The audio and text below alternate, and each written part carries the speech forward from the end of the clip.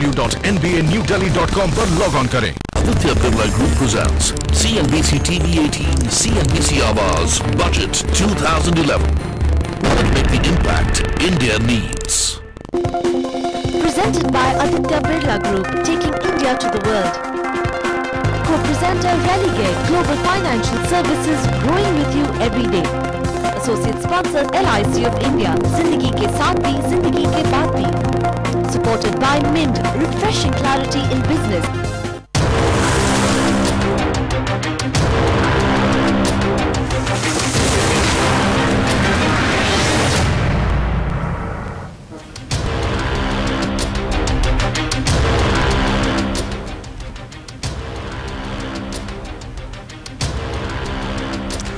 आप देख रहे हैं हमारा एक खास आयोजन और हम उस रास्ते को ढूंढने की कोशिश कर रहे हैं जिस पर चल करके मालामाल बन सकते हैं। ऐसे ही मालामाल बनी बिग बॉस सीजन 4 की विनर श्वेता तिवारी। इन्हें मिले 1 करोड़ रुपए। ये 1 करोड़ रुपए 5 गुना कैसे हो सकते हैं, इसके लिए हमने एक फाइनेंशियल प्लानर के साथ मिलकर के उनकी फाइनेंशियल प्लानिंग की। आइए देखें क्या कहते हैं वो।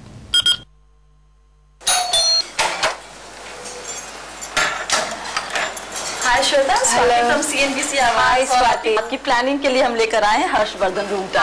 Hello, nice meeting you. Please come, please. आप ही लोगों का इंतजार हो रहा था, आइए।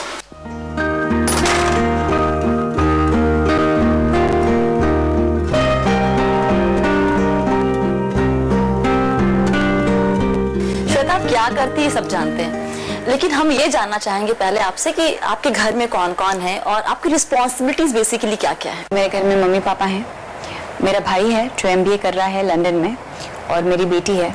देखिए, मैं फैमिली में एक ही अर्निंग मेंबर हूँ और रिस्पॉन्सिबिलिटीज ऑफ कोर्स बहुत बड़ी हैं। देखा जाए तो बच्चों की पढ़ाई, जो कि मेरे भाई और इसकी पढ़ाई, और साथ में मम्मी पापा के लुक आफ्टर करना। अभी तक आपने, अगर हम सेविंग और इन्वेस्टमेंट दोनों को देखें, तो आपने क्या किया है? सेविंग की तरफ फोकस रखा हुआ है या फिर इन्वेस्टमेंट में थोड़ा बहुत है? देखिए, जहाँ की इन्वेस्टमेंट्स की बात है, मैं थोड़ा डरती हूँ इन्वेस्टमेंट से, तो मैं ज़्यादातर सेविंग की तरफ जाती हूँ, क्योंकि अभी मैं यहाँ पर पिछले 10 सालों से काम कर रही हूँ। लेकिन इन 10 सालों में हर साल या हर महीना ऐसा लगता है कि पता नहीं अगले महीने काम हो ना हो, अगले साल काम हो ना हो।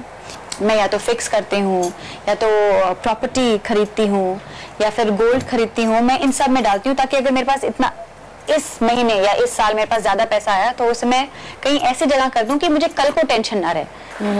अभी आप बिग बॉस के विनर बन के आई हैं और आपको 1 करोड़ का अमाउंट मिला है। कुछ सोचा है कि उस 1 करोड़ को कहाँ लगाएंगे उस पैसे को? मेरे पास 1 करोड़ आ गए भैया, ये मेरे पास पैसे हैं। अगर आप इन्वेस्टमेंट करना चाहते हो तो सारा एक साथ ही ले, ये है लग कर दो कि कल को ये 1 करोड़ मुझे 5 करोड़ में मिले या 10 करोड़ में मिले, पर 1 करोड़ का कम होके मुझे ना मिले। बस यही 1 करोड़ है, और ये मान के चलो कि कल, मतलब बिल्कुल कल मेरे पास काम नहीं है। तो बेसिकली आप कमिटमेंट से डरती हैं कि हर महीने मुझे एक अमाउंट देना पड़े। ये मुझे इस बात से डर लगता है कि मैं बिल्कुल इस फील्ड में, आपको कुछ पता नहीं होता। श्वेता, हम जितने भी सेलिब्रिटी से इंटरेक्ट करते हैं उनमें ये एक चीज कॉमन है जो आप कह रहे हैं, तो ये कुछ गलत नहीं है।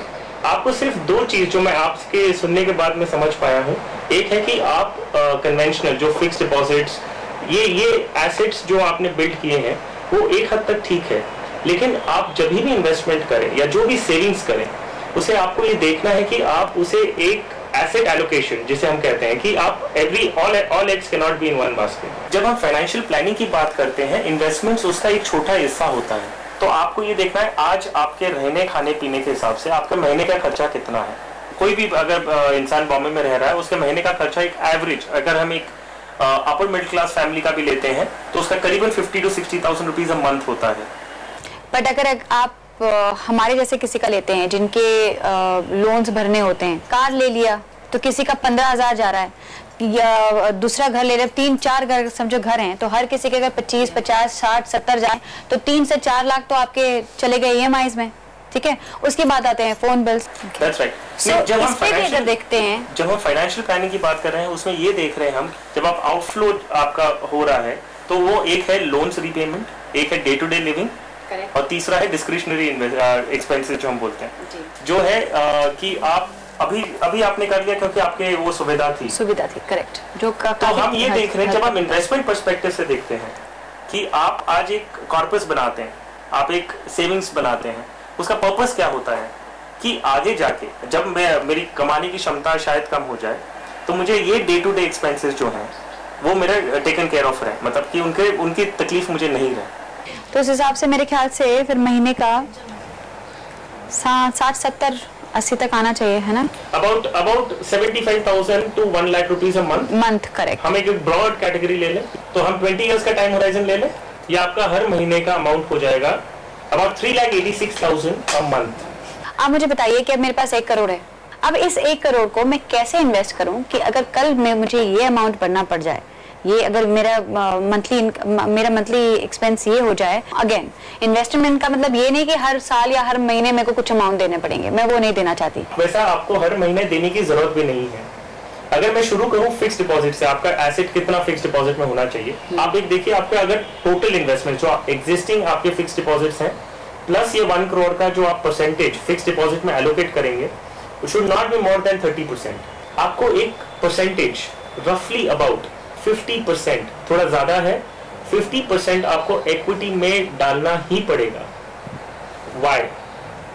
इक्विटी एक ही जरिया है जहां पे आपको डबल फिगर रिटर्न्स मिल सकते हैं। तो 20%, 30% आप fix deposit, 50% equity, 20% commodities, gold, silver. Shares की जहां तक हम बात करेंगे, शेयर्स तो ऑफ कोर्स बिकॉज ये बहुत रिस्क होता है, इसमें बहुत ज्यादा रिस्क होता है कि आज आपने ले लिया, आज अगर आगे उसके रेट बढ़ गए तो बढ़ गए, आपके डबल ट्रिपल मिलते हैं, नहीं तो फिर बिल्कुल खत्म हो जाते हैं। मतलब ये भी मुझे रिस्क लगता है। आपका शेयर्स और रिस्क का क्या आपका बैकग्राउंड कुछ रहा है? मतलब नहीं, मेरे कोई रहा नहीं है, मैं बस सुनती आती हूँ, यहाँ वहाँ देखती आती हूँ, तो जब सुन के ही आप समझ लो तो उसको भुगत के समझने की जरूरत नहीं है। तो बेसिकली मैं अगर सुन लिया, मैंने देख लिया भैया यहाँ खतरा है, हो सकता है मेरे साथ ना हो पर हो सकता है हो, तो जब हो का खतरा है तो वहां जाओ क्यों जब यहाँ पे सेफ चीज रखी हो। इनवर्स रिलेशनशिप है, टाइम जितना ज्यादा बढ़ता है रिस्क उतना कम होते रहता है। तो हम अगर 20 इयर्स की बात कर रहे हैं तो आपको रिस्क थोड़ा ये लेना ही पड़ेगा, क्योंकि अगर आप रिस्क नहीं लेते हैं तो आपका दूसरा रिस्क है कि आपका पैसा एक्चुअली नेगेटिव रिटर्न दे रहा है आपको। जो 50% आपने डिवाइड किया वो 50% मेरे समझ में आ गया कि 30% आप फिक्स कर दो, 20% आप गोल्ड खरीद लो या सिल्वर खरीद लो, जो भी कर लो।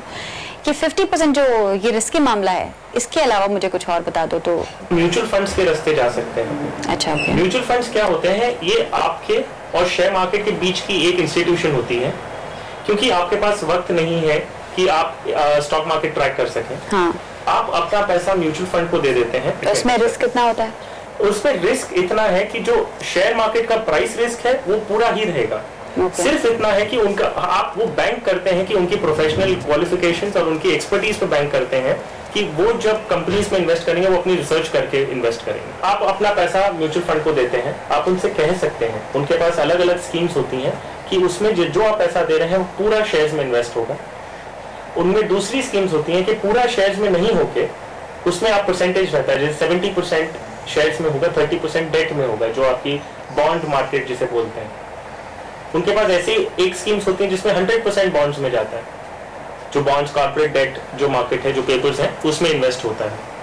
अब मैं एक चीज और आपको बताना चाहूंगा कि हम जब सजेस्ट कर रहे हैं कि आप इक्विटी में इन्वेस्ट करें तो आप एक साथ इक्विटी में इन्वेस्ट ना करें। इसका एक प्रोसेस है जिसे हम STP कहते हैं, सिस्टमैटिक ट्रांसफर प्लान। आज आपके पास लमसम है, आप ये पैसे म्यूचुअल फंड को दे दीजिए और उनसे कहिए कि ये एक डेट में प्रोडक्ट में रखेंगे, और आप उन्हीं को इंस्ट्रक्शंस दे दीजिए कि हर महीना एक पर्टिकुलर अमाउंट आप उसमें से निकाल के आप ऑटोमेटिकली शेयर्स में इन्वेस्ट कर दें। अच्छा, इसे कहते हैं ट्रांसफर। तो इसमें मुझे अपना पूरा 50% दे देना होता है और वो अपने हिसाब से उसमें से निकाल के शेयर्स में डालते रहे हर महीने अगले 10 साल, अगले 20 साल तक, जब तक आप इन्वेस्ट करना चाहें वो उसमें से ट्रांसफर कर देंगे उसके अंदर। देखते हैं 50% की भी अगर बात करते हैं तो अगर 1 करोड़ का मुझे अमाउंट मिलता है तो वो 1 करोड़ पूरा मेरे पास नहीं आता है, उसमें TDS टैक्स वगैरह सब कुछ कटकर एक सर्टेन अमाउंट आता है जो कि ऑलमोस्ट 70 के आसपास, 65, 70 के आसपास आता है। अब उसमें 30, 20 और 50 देखना है। That's right. तो उसके हिसाब से आप मुझे बताइए। तो ये 50% अमाउंट हो गया रफली अबाउट 35 lakhs, जो हम इक्विटी की बात कर रहे हैं। हम 35 lakhs जो मैंने जैसे आपको पहले भी बताया कि हम उसे डेट फंड में डालें और वहां से यही पैसा आपको नेक्स्ट 10 years में ये इक्विटी में आए, ये एक साथ नहीं तो हर साल का करीबन 3.5 लाख रुपया आपका शेयर्स में इन्वेस्ट होगा।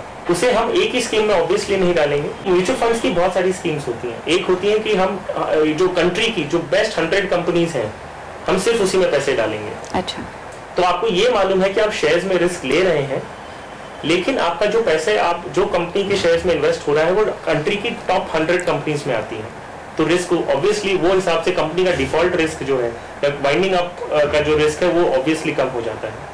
तो हम उसमें लार्जर अमाउंट डालेंगे, क्योंकि ये न्यू है इन्वेस्टमेंट्स के लिए।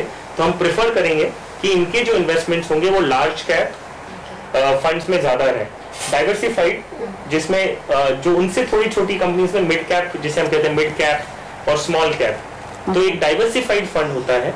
वो फंड मैनेजर अपने मन से, अपनी रिसर्च के हिसाब से खुद डिसीजन लेके वो across different sizes of the company में इन्वेस्ट कर सकते हैं। तो उसमें हमारा वेटेज अलग से रहेगा। फिर हम एक इंडेक्स फंड को चूज करेंगे। इंडेक्स फंड आप सेंसेक्स सुने होंगे, index Bombay stock exchange Sensex सुना होगा जी। वैसे ही हम एक दो फंड में आपके ये जो फंड है 35,000 पर मंथ, उसको स्प्लिट करके करीबन 4 या 5 फंड्स में सेग्रीगेट कर देंगे। तो आपका रिस्क जो है वो बाय एंड लार्ज एक डाइवर्सिफाइड रूप में आप मार्केट में एंटर कर रहे हैं। इसमें कितना वापस मिलेगा और कितना हो जाएगा? क्या 20 साल का जो 20 साल का लेके चल रहे हैं वो क्या उसमें 8 करोड़ हो जाएंगे? नहीं, 8 करोड़ तो शायद नहीं हो, लेकिन हम अगर कंजर्वेटिव एस्टिमेट्स लेके चले तो ये फिगर मैं आपको अभी बता देता हूँ कि अगर हम एफडी का रेट कंसिस्टेंटली एक एवरेज में अगर 7% लेके चले फिक्स डिपॉजिट में, इक्विटी में हम अज्यूम करेंगे रफली अबाउट 12% रिटर्न्स। कमोडिटीज में जो गोल्ड या सिल्वर की बात करें, लास्ट 2 इयर्स का एग्जांपल शायद सही नहीं हो, बट गोल्ड एंड जो कमोडिटी एज ए कमोडिटी है वो हेज अगेंस्ट इन्फ्लेशन है। तो हम अगर इन्फ्लेशन 7% ले रहे हैं तो अबाउट 7% आप गोल्ड में लेके चल सकते हैं। ये आपका 20 साल बाद this amount will be 77,40,000। This is only your fix deposit. Equity जो हम 35 lakhs की आपकी जो बात कर रहे हैं, ये अमाउंट हो जाएगा about 2.5 करोड़। ओके। और आपका जो 20% हमने कमोडिटीज में दिया है, ये आपका अमाउंट होता है 54 lakhs। तो टोटल कॉर्पस जो आप एंड में एक्सपेक्ट कर सकते हैं out of with this asset allocation, जो आपका 70 lakhs जो नेट ऑफ टैक्स आपका बिग बॉस का अमाउंट है, ये आपका बन जाएगा about 3.8 crore. Sole earning member हैं ये अपने घर की। श्वेता, आप बताइए, आपने इंश्योरेंस के नाम पर अभी तक कुछ भी term policy, ULIP, endowment, money bag, ये कुछ टर्म्स फेमिलियर है आप इनसे? कभी कुछ किया? मैंने सुना तो है। मेरी माँ, my mother is too good in all these things, so she is the one who keeps doing, she is the one who is actually into it. अब मुझे एग्जैक्टली पता नहीं चलता, पर मुझे पता है एक आध ऐसे हैं जिसमें 1-2 मैंने किया है। एक तो मेरी पलक जब 18 साल की हो जाएगी या 20 साल की हो जाएगी तो एक चंक अमाउंट मिलने वाला है, जिसमें वो डाल, ऑब्वियसली वो मेरे सर पर होता है कि हर साल उनको देना होता है। जब हम इंश्योरेंस की बात करते हैं, हम ये देखते हैं financial security of the family. आपने जैसे कहा कि आप एक sole earning member of the family हैं। हम ये जानते हैं कि death is certain, time is uncertain. आपको एडिशनली रफली अबाउट 2 करोड़ का टर्म इंश्योरेंस आपको लेना चाहिए। आपको हर साल प्रीमियम नहीं भरना है, तो उसमें सिंगल प्रीमियम ऑप्शंस भी होते हैं कि आप एक साथ उनको पैसा दे दीजिए। 2 करोड़ एक साथ? नहीं, 2 करोड़ का कवर है आपका। कवर है, अच्छा। बीच में इंश्योरेंस कवर जो है वो आपका 2 करोड़ का है। प्रीमियम आपका हर साल का, अगर हम साल की बात करें तो रफली अबाउट वो 40,000 के करीब रफली अबाउट सालाना पेमेंट होता है। ओके। अगर आप बोलते हैं मुझे अगले 20 इयर्स के लिए कवर चाहिए, तो आपका 1 सिंगल प्रीमियम पेमेंट में आप अपना कवरेज ले सकते हैं और आपका कवर 20 इयर्स तक रहेगा उसमें। ये मुझे बहुत इंटरेस्टिंग लग रहा है। मुझे लग रहा है कि हाँ, बिकॉज अगर मैं ही हूँ, मेरी बेटी इतनी छोटी है और कुछ लाइफ में पता नहीं होता, तो कल नहीं रहूँ, तो I think this is really good. और जहाँ इक्विटी की बात जो आपने की, अब तक जहाँ तक शेयर्स की बात आती थी, तो मैं आपको सच बता दूं कि कोई भी शेयर्स का कुछ बोलने आता था तो अगर वो वहाँ होता था तो मैं वहाँ भागती थी। पर अगर आप कह रहे हैं कि मुझे एक सर्टेन अमाउंट वहाँ डाल देना है जिसमें वो करते रहेंगे, जहाँ रिस्क जरूर है लेकिन फायदे बहुत ज्यादा हैं, तो अच्छा एक बार फिर रिस्क लेके कमिटमेंट भी आपको अब नहीं दिख रही है, एटलीस्ट आप एक बार डाल के आप आराम से बैठ के मुझे इसकी तरह सोते रहना है कमिटमेंट के, तो बिल्कुल आई विल डेफिनेटली ट्राई। मेरे ख्याल से हाँ, मुझे it's making sense of course. तो बस उसके लिए आप लोगों का मैं बहुत बहुत शुक्रिया अदा करना चाहती हूँ। Thank you so much. Thank you Harsh. Thanks बहुत, थैंक यू। इनफैक्ट जब मैं श्वेता के साथ प्लानिंग की तो उस दिन श्वेता के साथ हमें भी समझ में आया कि प्लानिंग कितनी जरूरी है और प्लानिंग के जरिए एक छोटी सी रकम कितनी बड़ी रकम में बदल सकती है। वक्त है एक छोटे से ब्रेक का। ब्रेक के बाद हम चलेंगे अहमदाबाद, लेंगे वहां के दर्शकों के सवाल। आप बने रहिए CNBC आवाज के साथ। महाकुंभ का छठा सवाल है, श्वेता तिवारी हाल ही में कौन से रियलिटी शो की विजेता रही हैं? ए बिग बॉस, बी दादागिरी या सी रोडीज? जवाब देने के लिए अपने मोबाइल फोन के मैसेज बॉक्स में IM के 6 लिखें, स्पेस दें, A, B या C ऑप्शन में से कोई एक लिखें और इसे 51818 पर भेज दें। हर घंटे एक भाग्यशाली विजेता को मिलेंगे 50,000 रुपए के सोने के सिक्के।